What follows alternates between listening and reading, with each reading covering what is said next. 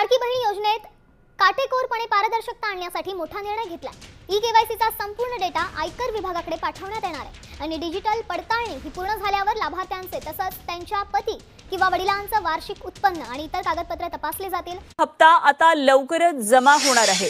महिला बालविकास मंत्री आदिती तटकरे यांनी ही माहिती दिली आहे। पसरवण्याचा प्रयत्न करत आलेले आहेत। ही योजना जी आहे ही महिलांमध्ये, लाडक्या बहिणींमध्ये अतिशय प्रिय, लोकप्रिय आहे। महिलांना त्याचा लाभ मिळतोय। कुठेही आम्ही याच्यामध्ये लाडकी बहिणीची संख्या कमी करण्याचा प्रयत्न नाहीये। मी म्हटल्याप्रमाणे ई-केवायसीतून महिलांना रेग्युलरली नियमितपणाने लाभ देण्यामध्ये, म्हणजे ज्या लाभार्थी महिला आहेत त्यांना लाभ मिळण्यामध्ये आणखीन सुलभता येणार आहे।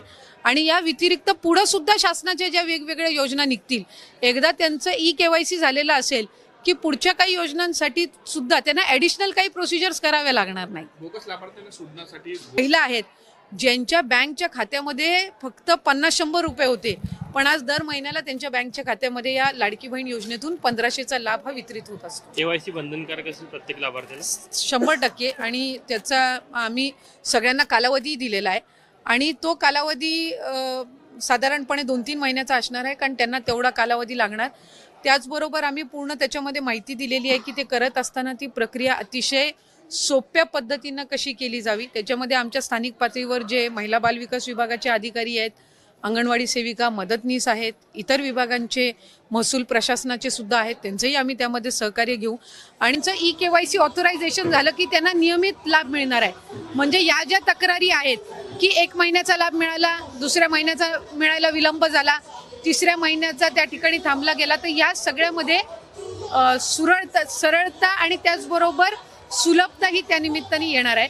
त्याच्यामुळे या 2-3 महिन्याच्या कालावधीमध्ये जे लाभार्थी आहेत त्यांनी ई-केवायसी करून घेणं आहे आणि याच्यातून त्यांना फक्त लाडकी बहीण योजनाच नाही तर शासनाच्या वेगवेगळ्या ज्या योजना आहेत ह्याचा सुद्धा पुढच्या कालावधीमध्ये लाभ होण्याच्या दृष्टिकोनातून हे महत्त्वपूर्ण केल्या होत्या।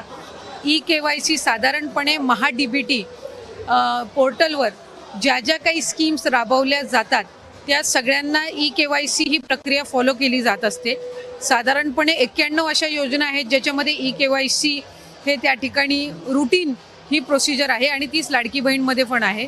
फक्त ई-केवायसी राबवत असताना आपल्याला UDIचे अधिकृतता घ्यावी लागते, ऑथरायझेशन घ्यावं लागतं आणि त्याच्यासाठी साधारणपणे 118 बाबींची पूर्तता करावी लागते आणि या बाबींची पूर्तता केल्यानंतर ते ऑथरायझेशन आपल्याला मिळत असतं आणि या संपूर्ण ऑथरायझेशनला साधारणपणे 8 ते 9 महिन्याचा कालावधी लागत असतो।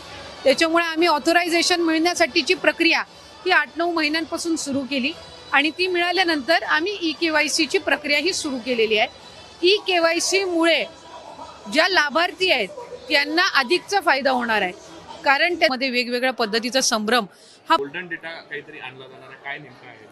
नाही, मी तर हे पहिल्यांदाच ऐकते। खरं तर आम्हाला वेगवेगळ्या विभागांकडनं आम्ही स्वतःच विभाग म्हणून वेगवेगळ्या विभागांना पत्र दिलेलं आहे की त्यांच्याकडे असणारा जो डेटा आहे तो त्यांनी आमच्या विभागाला द्यावा। जसं डिसेंबर अखेरीस जानेवारी महिन्यामध्ये आम्हाला कृषी विभागाकडून नमो शेतकरीचा डेटा मिळाला, तो आम्ही इंटिग्रेट केला आणि त्यानुसार लाभार्थी जे आहेत त्यांना